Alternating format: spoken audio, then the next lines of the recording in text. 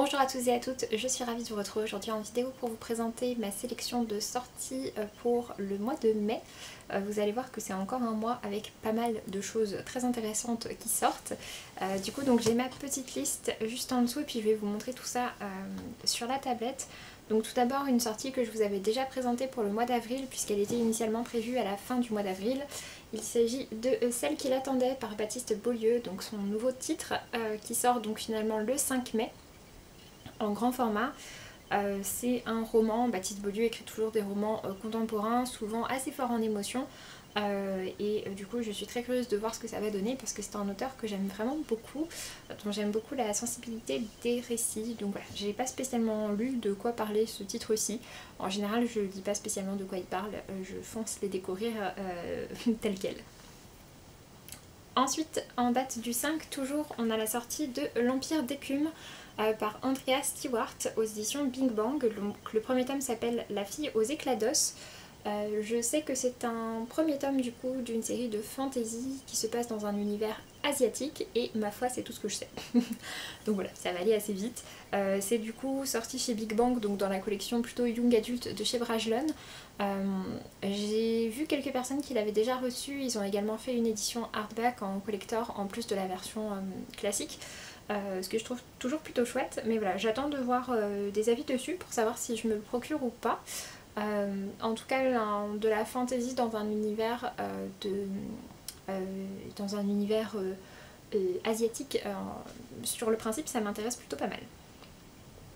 Ensuite, j'ai noté deux sorties poche, à savoir la sortie poche de Frangine par Adèle Bréau qui sort au livre de poche le 5 mai toujours. Et puis la sortie poche du Pays des Autres par Leila Slimani qui sort lui chez Folio le 6.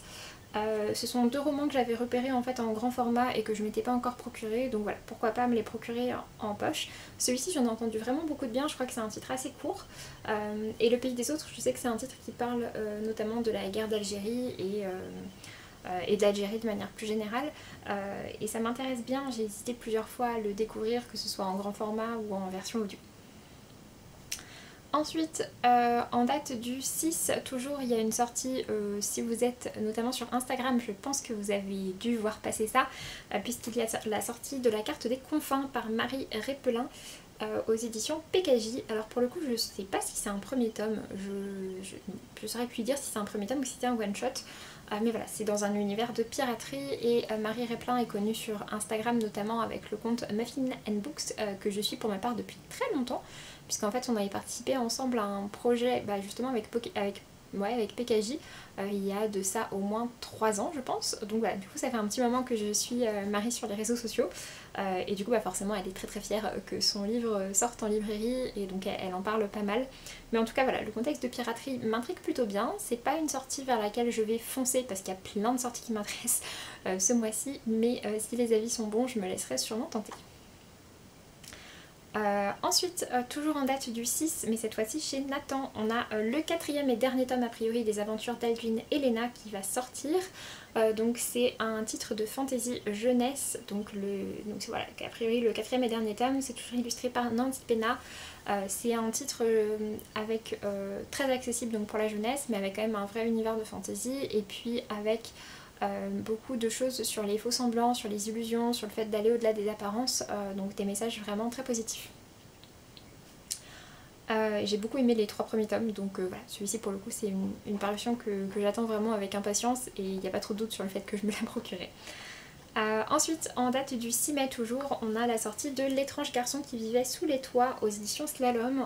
C'est écrit par Charlotte Bousquet, Christine Ferré-Fleury et Fabien Fernandez, qui sont 3 auteurs français de romans adolescents que j'ai tous les 3 déjà lus et dont j'apprécie bien la plume. Ce récit-là, on est sur un récit qui va mélanger une ado de 2020 qui est confinée avec un jeune homme en 1942 qui se cache sous les toits parce que je crois qu'il est juif, en tout cas qui se cache sous les toits en 1942. C'est un trio d'auteurs auquel je fais plutôt confiance. Après le côté roman qui se passe pendant le confinement, c'est vraiment pas quelque chose qui m'attire. Il y en a eu pas mal qui sont sortis après le confinement pour parler un peu du confinement, du Covid, etc. C'est pas du tout des choses qui m'intéressent en général. Donc voilà, si celui-ci a vraiment de bons avis, je le découvrirai peut-être parce que pour le coup la période de 1942, des enfants cachés, etc. Tout ça, ça m'intéresse beaucoup plus. Ensuite, on a le tome 3, alors je crois que c'est le dernier tome, mais je dis peut-être des bêtises, de la bande dessinée Dans les yeux de Lia par Carbone et Cuna. Donc ce tome 3 s'appelle Un coupable intouchable et ça sort aux éditions Dupuis. C'est une série de bandes dessinées sur laquelle je suis à jour, dans laquelle on suit Lia qui est une jeune femme qui s'est fait renverser quand elle était plus jeune et qui est en fauteuil roulant depuis cet accident et qui va un petit peu mettre son nez dans tout ça et découvrir pas mal de choses bizarres, se faire engager dans un cabinet d'avocats pour essayer d'en savoir plus, en étant accompagnée du coup de ses deux amis. C'est vraiment une série que je trouve intéressante.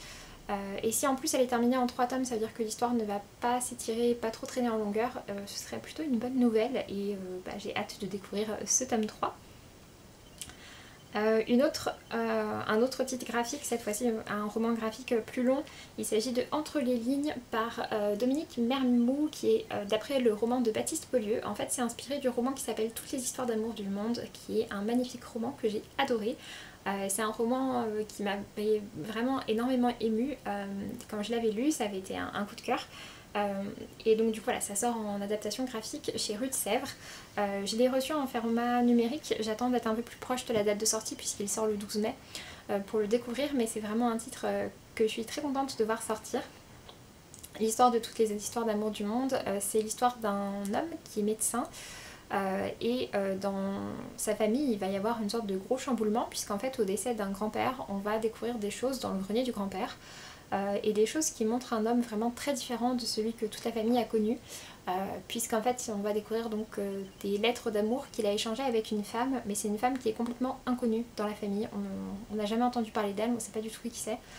Et ça va révéler du coup toute une histoire d'amour et qui se passe notamment pendant la Seconde Guerre mondiale. C'était un magnifique récit, c'est inspiré de l'histoire vraie de la famille de Baptiste Beaulieu et ouais, c'était vraiment super chouette.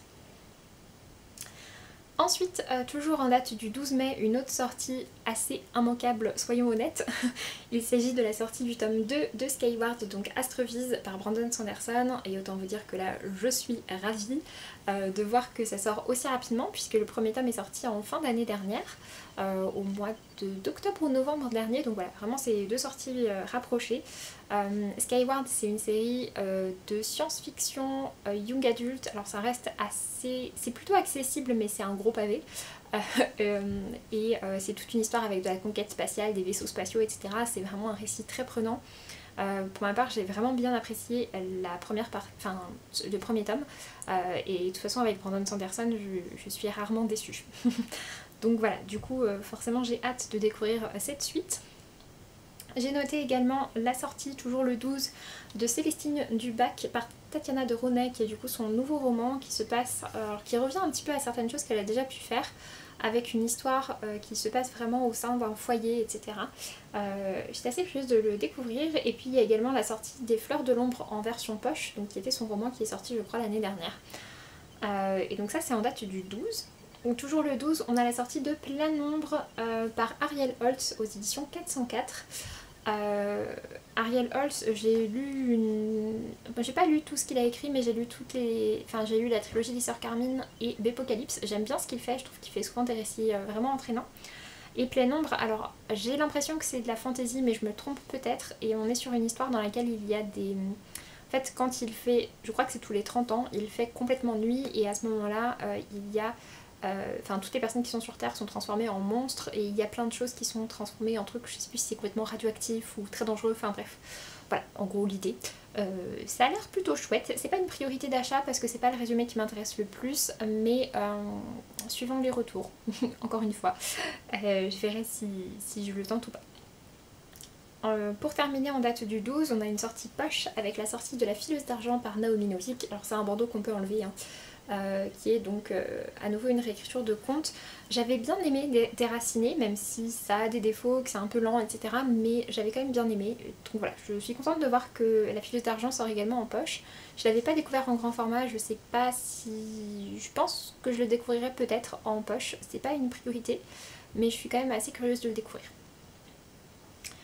Ensuite on a une sortie en semi-poche, cette fois-ci c'est en date du 19 mai et il s'agit de la sortie de Silence par Dylan Farrow aux éditions J'ai lu. C'est un titre qui m'a donné très envie parce que son résumé m'a vraiment tapé dans l'œil.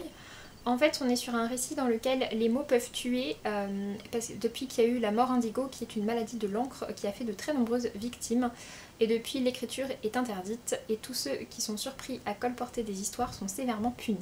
Donc voilà, juste ça, moi ça me dit bien, je suis très curieuse de voir ça.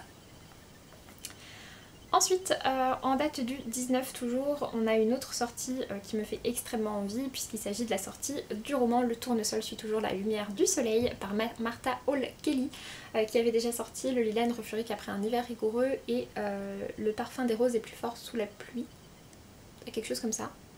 Non, c'est pas ça. Non, c'est le parfum. Je confonds avec le titre de Virginie Grimaldi. Alors c'est quoi? C'est un titre avec le parfum des roses. Le parfum des roses d'oubli, quelque chose comme ça. Je sais plus exactement comment ça s'appelle. Mais j'aime beaucoup cette série de Martha Hall Kelly puisqu'en fait ce sont 3 romans qui sont liés. Mais en termes de chronologie, c'est le premier qui se passe le plus tard puisque chacun se passe pendant une guerre différente. Donc le premier se passe pendant la Seconde Guerre mondiale, le deuxième pendant la Première Guerre mondiale et celui-ci se passe, je crois, pendant la guerre de sécession. Ça va se passer aux États-Unis et notamment avec les plantations, l'esclavagisme, etc. J'ai vraiment adoré les 2 précédents titres de Martha Hall Kelly avec une préférence pour le lilas. Donc voilà, forcément j'ai très envie de découvrir son nouveau titre. En date du 20, cette fois-ci, on a 2 sorties. Ah, je me rends compte d'ailleurs que j'en ai oublié une, je vous en parle juste après. En date du 20, on a la sortie tout d'abord du Désert des couleurs par Aurélie Wallenstein, donc le nouveau titre d'Aurélie Wallenstein qui sort aux éditions Scrineo. C'est a priori de la fantaisie et on nous explique que dans le désert des couleurs, chaque grain de sable est un souvenir perdu et oublié. Marcher dans les dunes, c'est voir sa mémoire s'effacer. Donc voilà. Et également en date du 20, un autre titre de fantasy mais cette fois-ci destiné à la jeunesse avec Les héritiers de Brisane. Je suis désolée pour la résolution toute pourrie. Donc c'est par David Brie et ça sort aux éditions Nathan. C'est un premier tome qui s'appelle La malédiction du bois d'ombre. J'aime vraiment beaucoup l'écriture de David Brie, j'ai beaucoup aimé tous ces titres qui sont sortis, je les ai tous lus.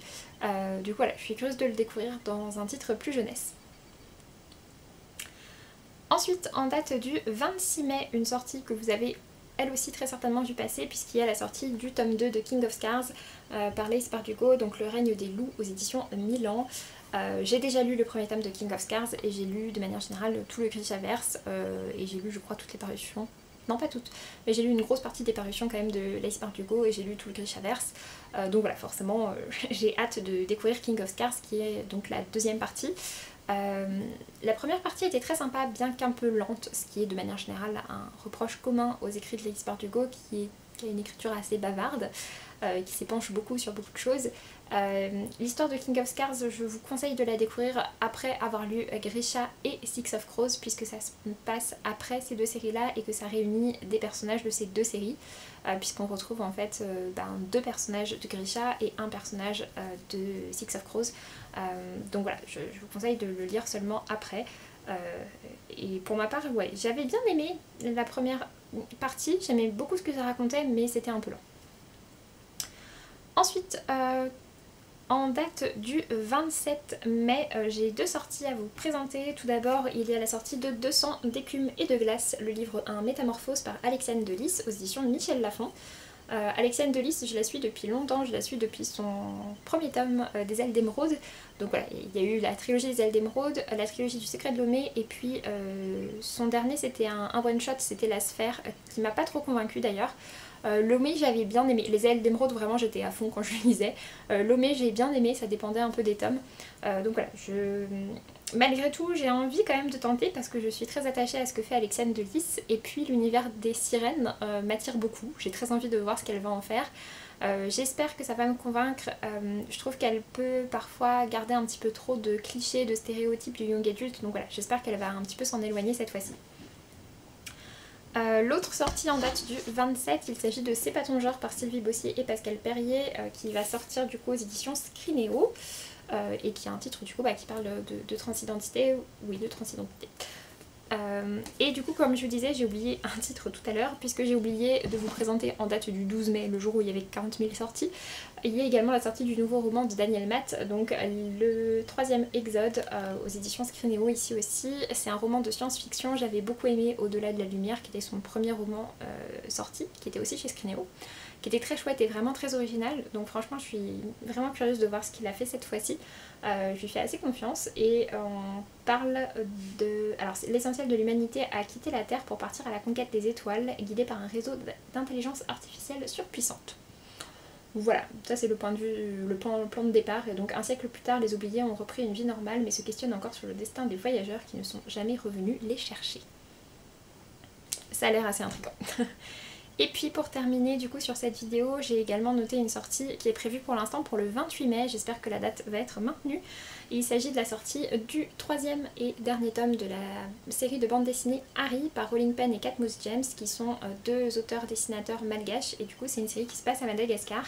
J'ai beaucoup aimé les 2 premiers tomes, j'aime beaucoup les dessins qui sont vraiment très chouettes. On est à côté de ça sur une quête d'identité, également un questionnement par rapport à pas mal d'éléments, notamment tout ce qui concerne la préservation, la préservation de la nature, etc.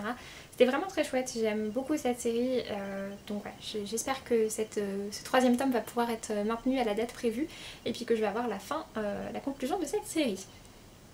Dans cette vidéo, je ne vous ai pas parlé des 2 sorties qui sortent aux éditions de Saxus que vous avez très certainement vu passer. Si jamais vous ne l'avez pas vu passer, il y a la traduction de Crescent City par Sarah J. Maas, ainsi que la sortie du tome 2 de Bone Season qui arrivent tous les deux courant mai. Ce sont 2 sorties que je ne me procurerai pas. Bone Season, les avis que j'ai vus sur le premier tome me donnent pas forcément envie de me les lancer. C'est pas forcément des avis négatifs, mais voilà, ce qu'il disait de l'univers, etc., ça me branche pas plus que ça. Et Crescent City, pour le coup, ça m'intéresse vraiment pas. Donc voilà. Mais effectivement, ce sont 2 sorties qui ont fait quand même pas mal de bruit pour ce mois de mai. Sur ce, j'en ai donc fini avec cette vidéo, j'espère que ça vous aura plu, j'espère que je vous aurai donné envie de découvrir certains de ces titres. Comme d'habitude, je vous ai pas du tout présenté tout ce qui sort au cours du mois, parce que sinon il y aurait des kilomètres et des kilomètres de livres à vous proposer. J'ai essayé de vous présenter voilà, ce qui moi m'intéressait le plus. Donc voilà, j'espère que cette vidéo vous aura intéressé. N'hésitez pas à me dire si vous aussi vous avez repéré certains de ces titres, s'il y en a peut-être certains même que vous avez déjà précommandés. Et puis donc pour ma part, je vous laisse et je vous dis à très bientôt pour une prochaine vidéo. Salut!